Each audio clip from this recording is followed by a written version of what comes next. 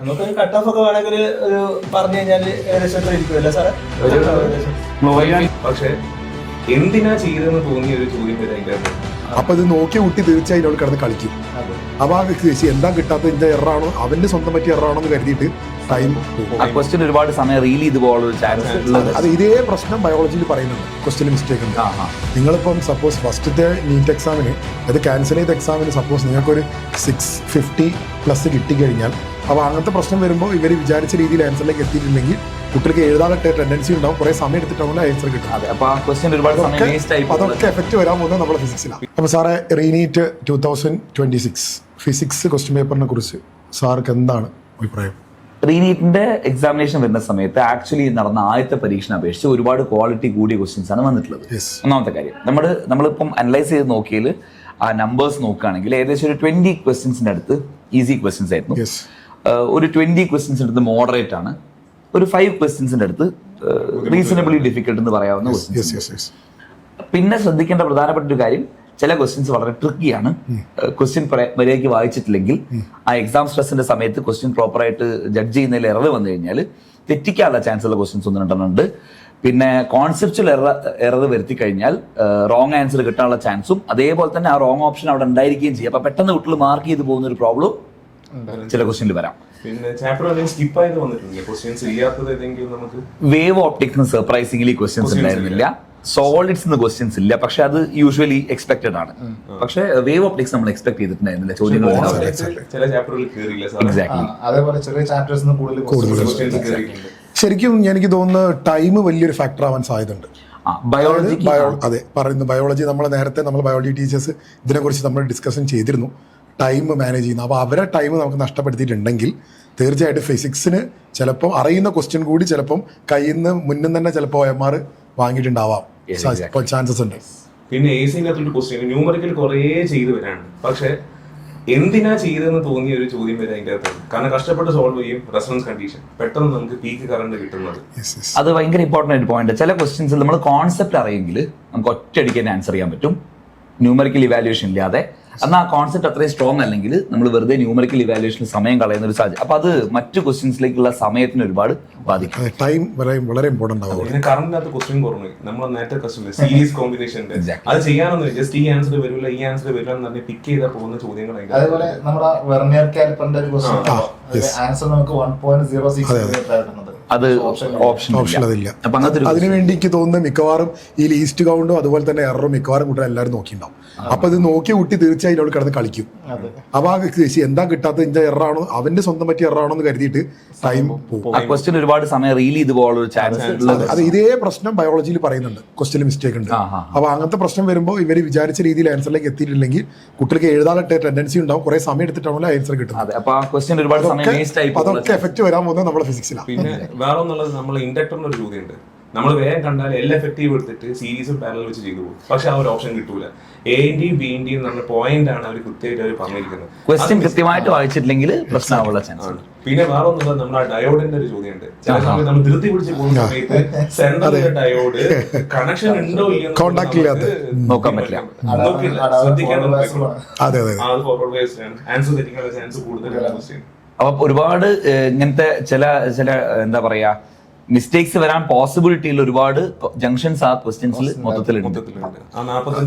എനിക്ക് ശരിക്കും നിങ്ങളുടെ അടുത്ത് കുട്ടികളുടെ അടുത്ത് പറയാനുള്ളതെന്ന് വെച്ചാൽ നിങ്ങളിപ്പം സപ്പോസ് ഫസ്റ്റത്തെ നീറ്റ് എക്സാമിന് അത് ക്യാൻസൽ ചെയ്ത എക്സാമിന് സപ്പോസ് നിങ്ങൾക്കൊരു 650+ കിട്ടിക്കഴിഞ്ഞാൽ നിങ്ങൾക്ക് സപ്പോസ് 600 ബിലോ ആയെന്ന് വിചാരിച്ച് നിങ്ങൾ ടെൻഷൻ അടിക്കണ്ട.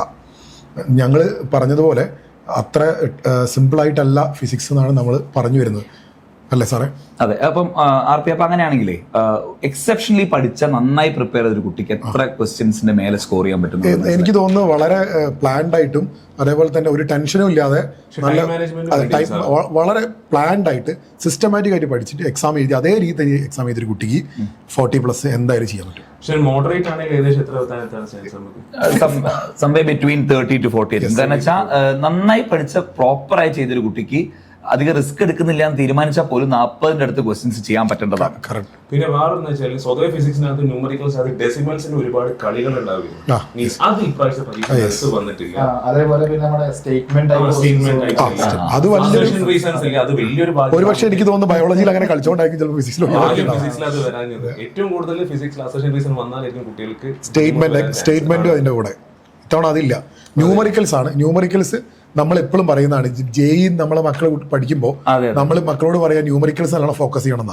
അത് ശരിക്കും പറഞ്ഞാൽ നീറ്റും ഇനി ന്യൂമറിക്കൽ നല്ല രീതിയിൽ ഫിസിക്സിൽ ചെയ്തേ പറ്റും. ബേസ് സ്ട്രോങ് ആയ കുട്ടിക്ക് സുഖമായിട്ട് ചെയ്തിട്ട് പോകാനുള്ള ക്വസ്റ്റ്യൻസ് ആണ് ഇപ്രാവശ്യം. പക്ഷേ ഒന്ന് ലെവൽ അവരെന്തായിട്ടുണ്ട് ട്രൈ ചെയ്തിട്ടുണ്ട്. ക്യാൻസലിംഗ് ഓഫിന് കുറച്ചുകൂടെ ഫേവറബിൾ ആയിട്ടുള്ള ക്വസ്റ്റ്യൻസ് ഉണ്ടായിരുന്നു. അതായത് കറക്റ്റ് നമ്പേഴ്സ് എഴുതി കഴിഞ്ഞ ശേഷം ക്യാൻസലിംഗ് ഓഫ് പ്രോപ്പറായി നടന്ന് അതെച്ചാൽ ഇറിറ്റേറ്റിംഗ് ആയിട്ട് ന്യൂമറിക്കൽസ് ഇല്ല.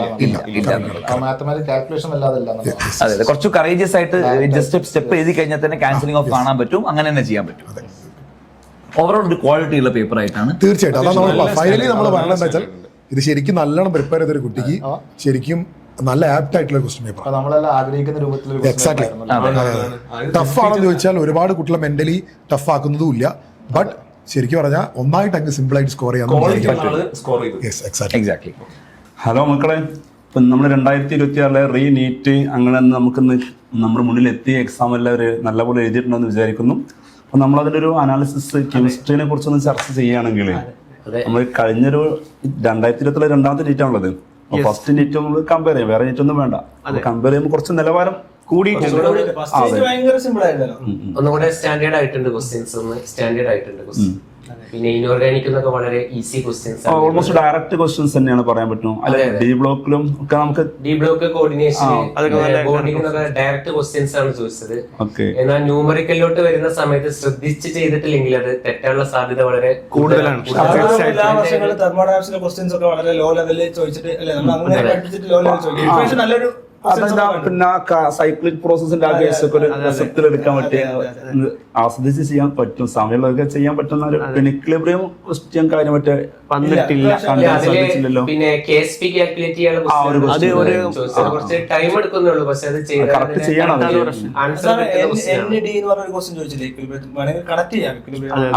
പിന്നെ ബേസിക് കോൺസെപ്റ്റിന്റെ കേസിൽ ഡയറക്റ്റ് റൗണ്ട് ഓഫിന്റെ കാര്യങ്ങള്, പിന്നെ ലിമിറ്റ് റേസിന്റെ അതെ. പൊതുവെ കെമിസ്ട്രി കഴിഞ്ഞ നീറ്റ് കമ്പയർ ചെയ്യുമ്പോൾ റിലേറ്റീവ്ലി കുറച്ചും കൂടെ നല്ല നിലവാരം പുലർത്തിയിട്ടുണ്ട്. പക്ഷെ ഒന്ന് ശ്രദ്ധിച്ച് ചെയ്താൽ വലിയ കുഴപ്പമില്ലാത്ത രീതിയിൽ കെമിസ്ട്രി സ്കോർ ചെയ്യാൻ പറ്റുമായിരുന്നു. കഴിഞ്ഞത്ര എളുപ്പമല്ല, അത്ര വലിയ ബുദ്ധിമുട്ടുമല്ല. അതെ.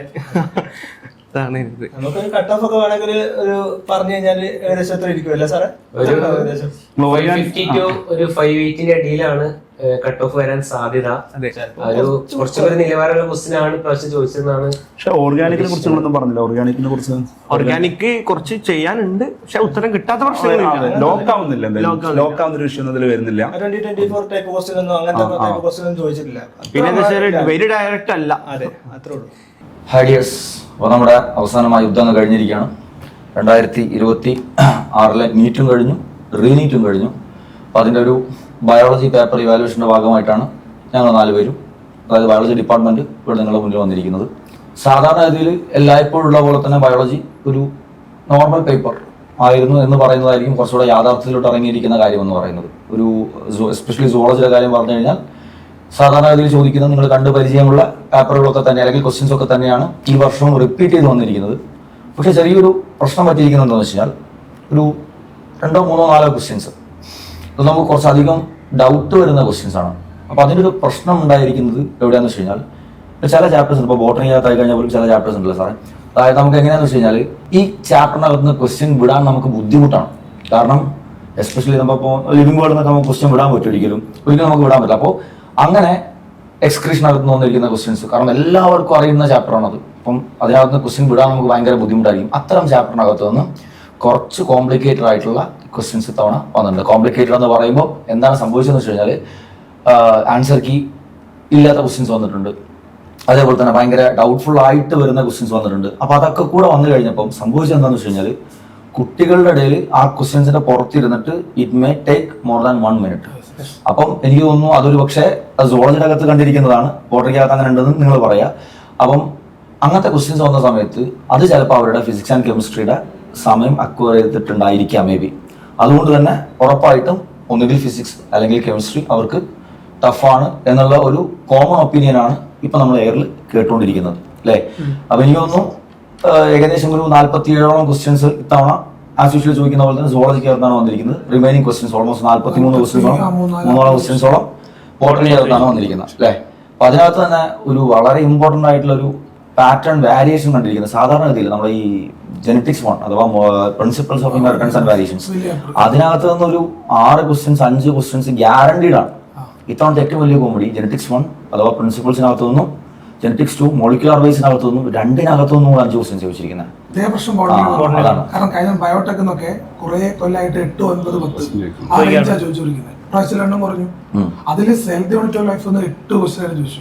അതേപോലെ സെൽ സൈക്കിൾ 2 കൂടി ചേർത്ത് അതേപോലെ തന്നെ അതായത് ലിവിംഗ് വേൾഡിനകത്ത് നിന്ന് സാധാരണഗതിയിൽ ഒരു ക്വസ്റ്റ്യൻ മാക്സിമം പോയാൽ 2 ക്വസ്റ്റ്യൻ. ഇപ്പം നമ്മൾ കുറച്ച് വർഷങ്ങളായിട്ട് കണ്ടിരിക്കുന്ന ഒരു പാറ്റേൺ ഇപ്പോൾ സാറ് മുന്നേ എപ്പോഴും സംസാരിക്കാറുണ്ടായിരുന്നു. എക്കോളജിക്കകത്ത് നിന്ന് കൂടുതലായിട്ട് ക്വസ്റ്റ്യൻസ് ചോദിക്കുന്നുള്ളത് അവിടെ വെച്ചിരിക്കാൻ 1 ക്വസ്റ്റ്യൻ എത്താണുള്ളത്. ലിവിംഗ് വേൾഡിനകത്ത് 3, അതായത് നീറ്റിൽ 4 ഉണ്ടായിരുന്നു. റീനീറ്റ് വന്നപ്പോൾ അത് 1 ക്വസ്റ്റ്യൻ ആയിട്ട് മാറി. അപ്പൊ അത് ടോട്ടലി അൺപ്രഡിക്റ്റബിൾ ആയിട്ടുള്ള ഒരു പാറ്റേണിനകത്ത് കൂടിയാണ് ശരിക്കും പറഞ്ഞു കഴിഞ്ഞാൽ നീറ്റ് എക്സാമിന് ബയോളജി കടന്നു പോകുന്നത്. ഏത് സമയത്ത് ഏത് തരത്തിലുള്ള ക്വസ്റ്റ്യൻ ഏത് ചോദിക്കണം എന്നുള്ളത് ആ എക്സാമിനറിന്റെ അല്ലെങ്കിൽ ആ ക്വസ്റ്റ്യൻ പേപ്പർ സെറ്റ് ചെയ്യുന്ന ആളുടെ മൈൻഡ് പോലെ ഇരിക്കും. അതുപോലെ തന്നെ കഴിഞ്ഞ എക്സാമിന് അസേഷൻ റീസൺ ഒറ്റ ക്വസ്റ്റ്യൻ ചോദിച്ചില്ല.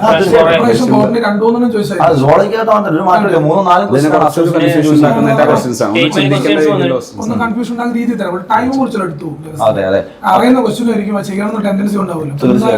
ടൈം എടുക്കാൻ ചാൻസ്. എനിക്ക് തോന്നുന്നത് വെച്ചാൽ ബയോളജിക്കകത്ത് അത്യാവശ്യം പ്രിപ്പയർ ചെയ്ത ഒരു കുട്ടിക്ക് ഒരു 75+ ഒക്കെ എന്തായാലും എന്തായിരിക്കും കറക്റ്റ് ആയിട്ട്. പക്ഷെ ആ 5 ക്വസ്റ്റ്യൻ ഡെഫിനറ്റ്ലി അവരുടെ എന്ത് കൺസ്യൂം ചെയ്തിട്ടുണ്ടാവും, സമയം കൺസ്യൂം ചെയ്തിട്ടുണ്ടാവും. ആ സമയം കൺസ്യൂം ചെയ്തിരിക്കുന്നവരുടെ ഫിസിക്സ് ആൻഡ് കെമിസ്ട്രീനെ ബാധിച്ചിട്ടുണ്ടായിരിക്കും എന്ന് തന്നെയാണ് പറയാനുള്ളത്.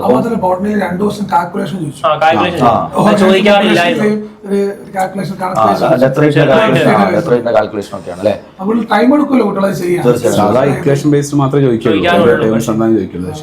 അപ്പോ ഇതിന്റെ ഒരു പ്രത്യേകത എന്താണെന്ന് വെച്ച് കഴിഞ്ഞാൽ ബയോളജി പാറ്റേൺ ഇയർലി വാരിയേഷൻസ് കാണിക്കുന്നുണ്ട്. പക്ഷെ ഒരു മാസത്തിന്റെ ഗ്യാപ്പിൽ നടന്നിരിക്കുന്ന 2 പരീക്ഷകൾക്കകത്ത് എൻറ്റയർലി ഡിഫറെന്റ് ആയിട്ടുള്ള 2 പാറ്റേൺസിനകത്ത് നിന്നാണ് ക്വസ്റ്റ്യൻ. സാധാരണ ആനുവൽ കിടത്തിനകത്ത് ഒരുപാട് ക്വസ്റ്റ്യൻസ് വരാറുണ്ട്.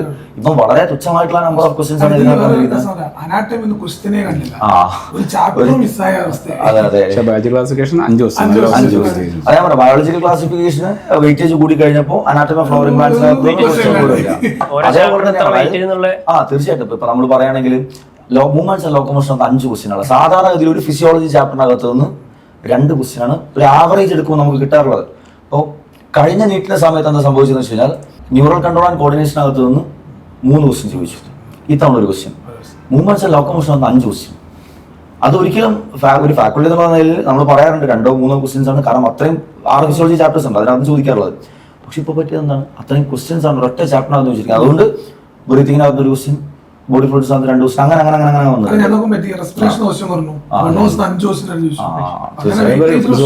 ഡെലീറ്റഡ് പോർഷൻ ആഡ് ചെയ്തെന്ന് ക്വസ്റ്റ്യൻ ഉണ്ടോ?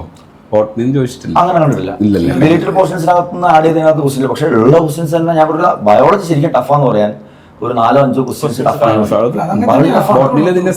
കാരണം നന്നായിട്ട് പ്രിപ്പയർ ചെയ്യുന്ന കുട്ടികൾ 80 സ്കോർ ചെയ്യും. അവർ 5 ക്വസ്റ്റ്യൻ ടഫാക്കാന്ന് പറഞ്ഞു കഴിഞ്ഞാൽ that may decide the rank ഉറപ്പായിട്ടും അല്ലേ. അപ്പൊ അങ്ങനെയാണ് നമ്മുടെ ബയോളജി എക്സാമിന്റെ ഒരു വിലയിരുത്തൽ. അപ്പൊ എനിക്ക് തോന്നുന്നു യൂഷ്വലി ഒരു 75 ക്വസ്റ്റ്യൻസ് നന്നായിട്ട് പഠിച്ച ആൾക്കാർ 75 ക്വസ്റ്റ്യൻസ് ഒക്കെ എന്തായാലും എന്ത് ചെയ്യാൻ പറ്റും, മുന്നോട്ട് പോകാനുള്ള സാധ്യത കൂടുതലാണ്.